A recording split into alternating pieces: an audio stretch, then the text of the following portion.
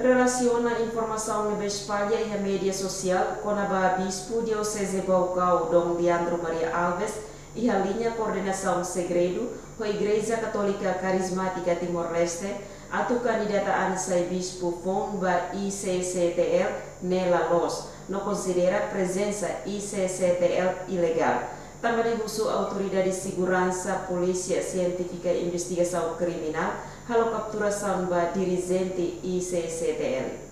Ide primeiro makne, tena itu tene kata ksema ICCTL. ICCTL so mai halo confusão, tena ia fulan hira liwa molokam papa mai mas ICCTL hatodu hamosu tena buat ne. Nero ne ICCTL ne buat ne be mak itarona itane ministro mas fatene ICCTL ne buat ne mak ilegal. Nero ne ita haraya baidane ita hatene katak emaserne be ma grupo dan be kita belde buka mak sensasi. Wen hira konde no kona sira mahalo idane. Idane ita beledehan ita husu ba itane na yulu na autoridade kompetente sira atu haraya buat sira halo kan senene tu husu atu sira itane autoridade sira lilu polisi sira atu bele buka tuir lilu psik buka tuir atu konfirmnya veracidade ne buat dan be ke los kala los. E buat idane buat ida ke lalos.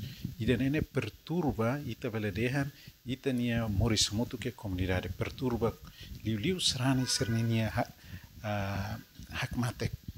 Tamba sira sempre grupo idan bema kita dehan grupo idan bema atu cria confusão ia serani sernelet.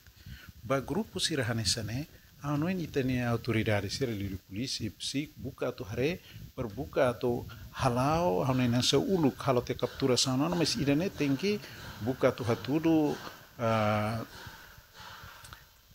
fosai kata halo kidan senene ladiak buka dirigenti sirnebe ma responsabiliza ba grupo idane atu bele lore pelo husu sirania responsabilidade ba sirania hatang nebe ma ladiak